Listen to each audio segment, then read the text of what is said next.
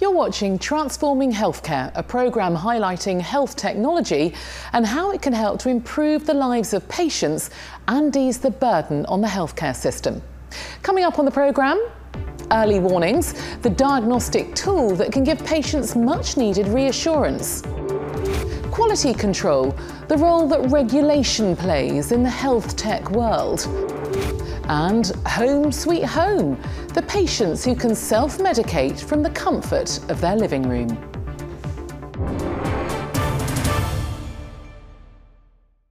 Hello and welcome to Transforming Healthcare, a programme from the Association of British Health Tech Industries and ITN Productions. I'm Natasha Kaplinsky. Each year, the NHS spends around £5.5 billion on goods and associated operating costs. Through collaboration, these costs can be significantly reduced, and it's the health tech industry that can help trusts around the country embrace new ideas, improve care, and make life simpler for patients and medical practitioners alike.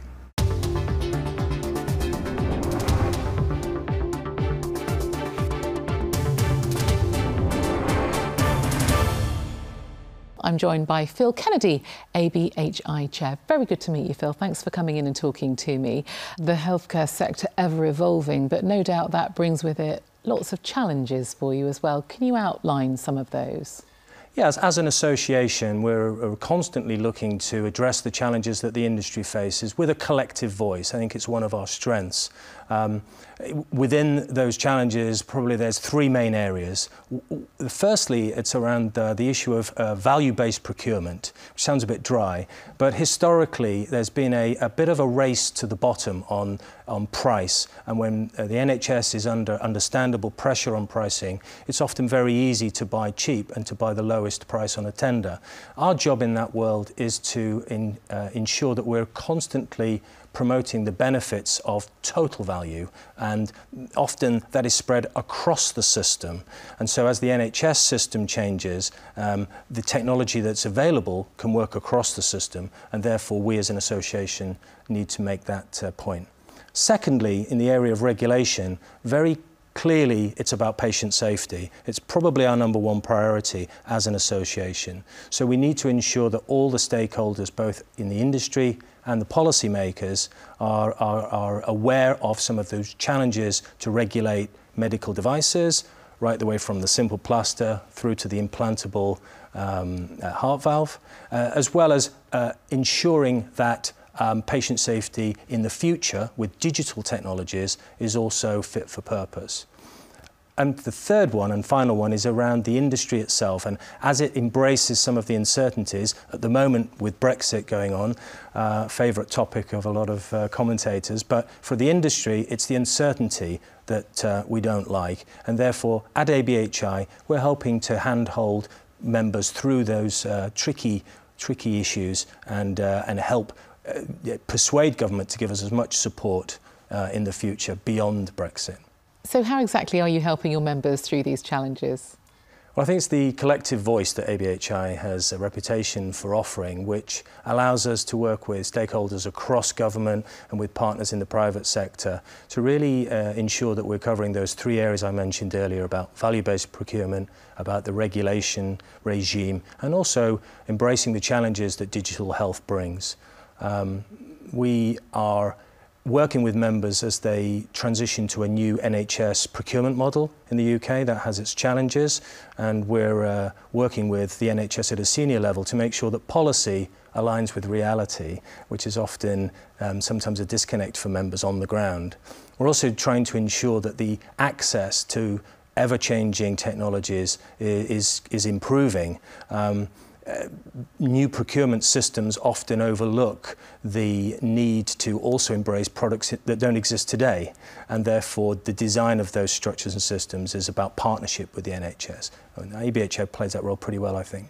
OK, so looking to the future, it seems like you've got a lot to manage. What would you say are your key challenges / opportunities? Well, this year the board and I are very focused on the core priorities, as I've mentioned earlier, about value-based procurement, about talking about the benefits and of health technology to patient safety, and But this year, one of our priorities is to really understand digital health in all of its forms. It cuts across all the work that ABHI does, from market access through to adoption, commissioning, reimbursement, the issues that matter to members. And as the NHS faces perhaps its biggest challenge, and that is to embrace these new technologies at a time when short-term budgets are under pressure and the service is being used by many, many people, more people than ever before, then ABHI is there to help deliver some of the support that we can do to ensure that we as patients, and we're all patients, can continue to have access to the latest healthcare technologies. Well, Phil, we look forward to following you on your journey. Thank you very much again. Thank you. Thank you.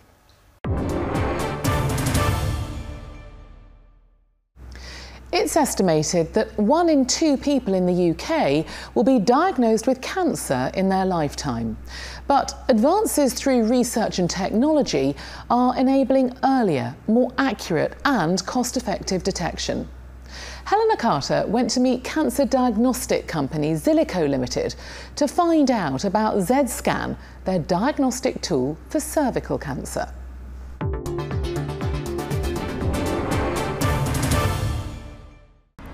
Across the UK, there's brilliant work being done in the world of science.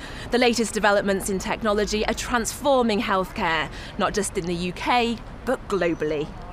Zillico is a medical diagnostic device and surgical tools company who are addressing a clinical need in healthcare.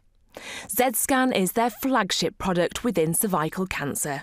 Many diseases are still visually diagnosed, and clinicians are pretty good at that. But as you're trying to prevent diseases earlier, it becomes more challenging to find disease for clinicians visually. And this is where we come in. As disease moves from normal into early pre-cancer, late pre-cancer, and then invasive cancer, the properties of cells and tissue change. Equally, the electrical properties of those tissue and cells changes. And you can measure that. And the way you measure that is a technique known as electrical impedance spectroscopy. Zillico's EIS technology is proving to be hugely beneficial when it comes to the cervical screening pathway. The traditional colposcopy method hasn't significantly improved since the 1920s, but Z-Scan is changing this. So talk to me a little bit about the process then. Okay, so once we've passed the speculum, we apply the acetic acid. While that's working, I use Z-Scan. It takes 12 measurements from around the neck of the womb. It surveys the area where the precancer may be. Well, I think as a colposcopist, if you have a second real-time test available to you, then it improves your confidence in deciding how to manage somebody. So if you're seeing a patient and you think there might be disease there, it will give you a better indication of where to take a biopsy. That means that we're detecting more disease and reassuring patients who don't have disease. That has led to us taking fewer biopsies overall. The technology is also helping to improve the overall experience for patients in clinics across the country. Studies have shown that women who attend colposcopy clinics for whatever reason have high levels of anxiety, and if we can minimise that, that's great for the patients, but also it's good for our clinics. The additional benefit of being able to reassure patients and discharge them quickly is that we're freeing up follow-up appointments. From our validation with Z-Scan, it's shown that we will reduce the number of women that we are bringing back for follow-up. Concerning cervical cancer, Z-Scan picks up 14% more disease. In what is a challenging area for clinicians, low-grade referrals, Z-Scan detects 50% more disease early on. Treatment at first visit has increased from 37% to 68% with Z-Scan. The electrical impedance spectroscopy technology has been further developed for use with oral, anal and esophageal cancers, as well as to allow more accurate assessment of tissue margins during surgery, including within robotics. In the UK, we have a particular problem with mouth cancer. It is increasing, and we need new tools to be able to diagnose it earlier. Electrical impedance spectroscopy will allow us to be able to do that without a biopsy, and so it may encourage more people to come to have their mouth assessed, and that is the key message that we really need to get across to the public in terms of being able to reduce the burden of oral cancer in our communities. Zillico are planning for their technology and products to be used worldwide and foresee their Z-scan being part of the legacy that eradicates cervical cancer. One of the best things about my job is when a clinician rings me up and says, I didn't think there was anything there the other day, but Z-scan found something. Thank you so much. This is why we wake up every day to this is what it's about.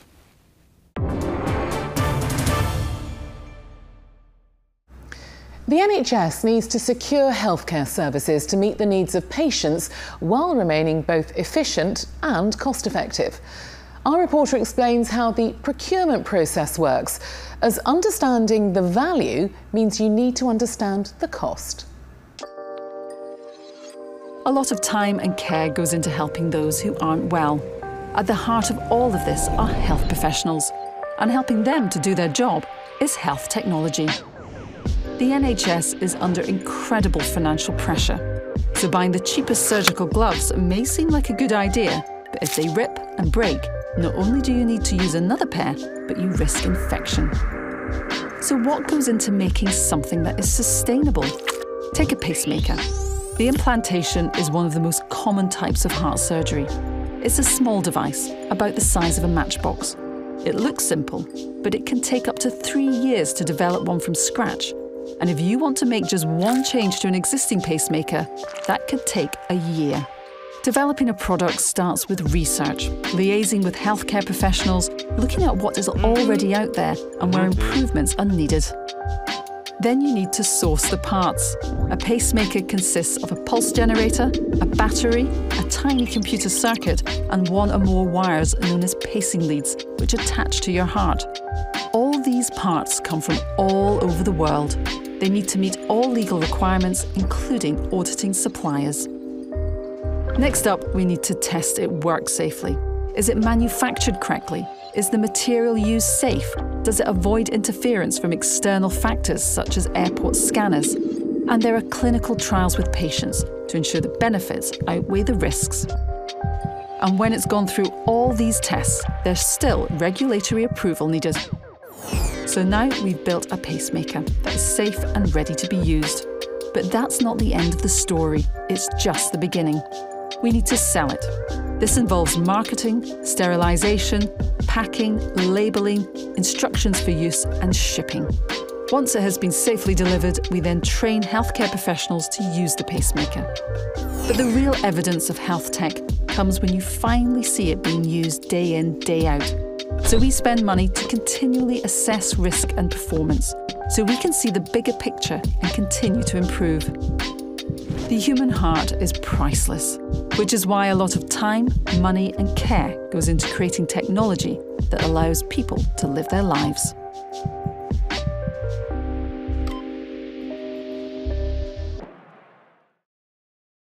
Technology plays an important role in patient healthcare, so medical devices have to be safe and regulated before they're used. Elemed provide highly skilled professionals to help organisations meet regulatory and compliance requirements so patients can have access to effective devices. Nick Thatcher went to find out more.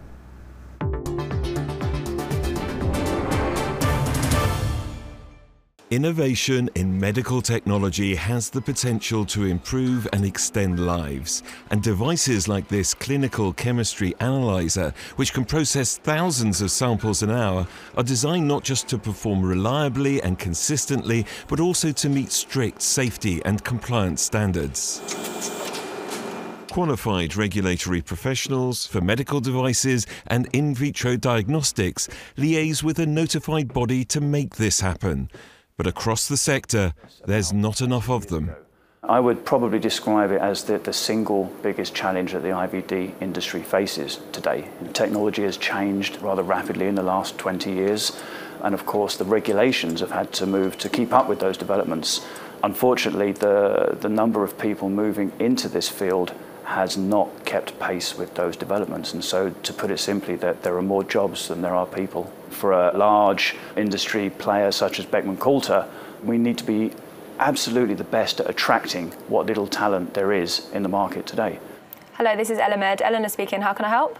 Eleanor Kiria is acutely aware of this challenge. She's a talent acquisition specialist and runs a leading recruitment agency for the medtech industry. She works with manufacturers, notified bodies and consultancies, and told me that new EU regulations coming into force have only increased the pressure on employers to take this talent shortage more seriously. There are two regulations that are hot topics right now. That's the MDR, the medical device regulation, and the IVDR, the in vitro diagnostic regulation. They came into force in 2017, but the two dates really that we need to consider are May 2020, which is the date that the MDR is actually applicable, and the date of application for IVDR is May 2022. We're currently in a transition period. The problem and the challenge that we face right now is there are not enough people in place ready to do the job, and so we currently face a big talent shortage, and the clock is ticking and people are concerned as to what will actually happen when May 2020 hits. There will, of course, be benefits and opportunities from the MDR. It will strengthen protections for patients as well as provide some scope for notified bodies to expand their business. But again, recruitment is already an issue here. We're one of the delegated authorities under the MDR at present, which means that it's been a really positive step forward for us. But there's also lots of challenges from a recruitment perspective, as finding that suitable talent has become much more of a challenge. It's a very narrow field in the medical industry generally, and what we're finding with the MDR and the increased regulation around the technical competence that these individuals need to hold, that pool is becoming much smaller. Technology has changed completely the game. And technology has also changed the way that we have to do recruitment. For Eleanor Kiria, it's not just about how you find the right applicant, it's also about how you attract them. The internet has made everyone much more visible online, and so it's easier to actually find people but much harder to attract them. And that's where we're a bit different from others, in the sense that we really create a strong brand that's synonymous with experts in the industry, so that when we are speaking to candidates about opportunities, they really know that we understand what they're looking for, and the opportunities that we bring are second to none. Across the industry, there's a real push to encourage more people into the profession at entry level. And the Professional Association for those working in healthcare regulatory affairs promotes training, education and accreditation to support its members to develop their careers. It's a wonderful profession. It's a profession that allows you to use your scientific skills, but then so many other skills that you may have acquired.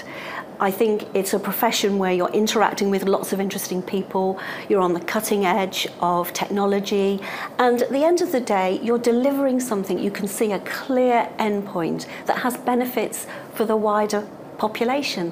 Medical technology is advancing all the time, and attracting qualified regulatory professionals with the right skills and talents will be crucial to ensure we all benefit from it.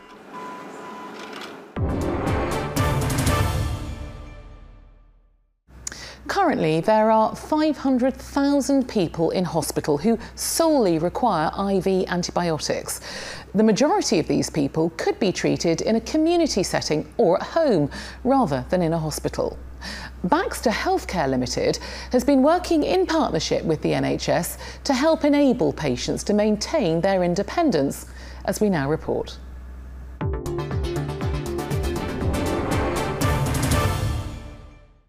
Nurse practitioner Joanne Ragg arrives for work at Bushlow Surgery near Leicester. She returned to her job relatively soon after back surgery and getting a deep infection, as she was able to self-administer intravenous antibiotics, thanks to a service known as OPAT, or Outpatient Parenteral Antimicrobial Therapy. She found it easy. It was just a matter of cleaning this tube. It's called a PICC line. It came into my arm and into my heart. And you gave it a clean, attached the IVs, which lasted 24 hours, a bottle. So you were completely free to go about your business. It gave me back a huge amount of normality and independence. And okay, I'm a nurse, so I did find it fairly straightforward. But when I went to the outpatient clinics for follow-up, it was full of all different walks of life and actually quite a lot of elderly, and they were managing their IVs equally as easily as I was. Joanne attended the OPAT clinic at Leicester Royal Infirmary, which handles patients referred by several departments. Once a referral's been made, the nurses will go and assess whether the patient's suitable for OPAT, whether they can be safely nursed at home. So we'd need to check their social circumstances, who they live with, what kind of accommodation they live in, because everything needs to be very clean. So we need to make sure that it's safe. If they can't do it themselves, then we try and find out if they've got anybody that's with them at home that's willing to be trained by us. So we will train the carers to do the antibiotics, and once we're happy that they're competent to do it, then they're signed off. In the last year, we've had around 275 patients who have been treated at home through OPAT, and we've saved around 8,000 bed days. So it's freed up inpatient space for other patients to be admitted. So that's the equivalent in our service in the last year of about 23 beds per day, if you like, that have been saved with people being at home rather than in hospital. There are some 500,000 people in hospital solely for the purpose of having antibiotics intravenously, and it's been estimated that some 70% of these people could do it for themselves at home, relieving pressure on the NHS. Baxter Healthcare is one of several providers of services and devices for OPAT.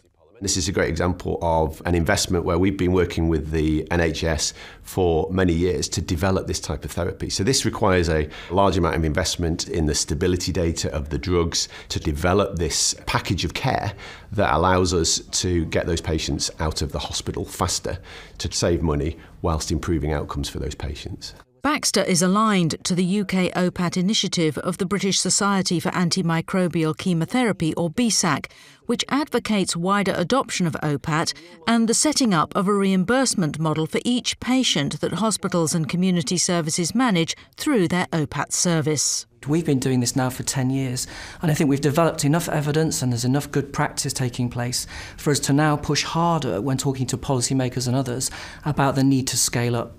OPAT represents a huge opportunity. We have at least 100 services across the UK at the moment. We think there should be significantly more, but that requires national infrastructure and it requires some kind of funding mechanism, because without the funding mechanism there is no financial incentive for hospital boards to consider starting or developing those services. Our biggest challenge is the same challenge that the NHS have, which is finding these patients quickly in the hospitals that are suitable for these treatments. We're providing systems and digital tools that allow those healthcare professionals to identify the patients early, find them, prescribe this type of treatment at home, and then get that patient at home as quickly as possible. And sometimes never actually becoming an inpatient and going straight home. When I came back to work, I discussed it with the doctors that I work with, and only one of them had heard of the OPAT team.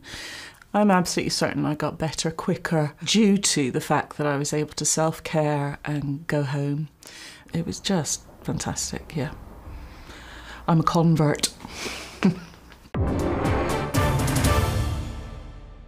Thank you for watching Transforming Healthcare. We hope you've enjoyed this programme. All of our reports are available to view on the ABHI website. The details are on the screen now. From me and the team here, thank you for watching. Goodbye.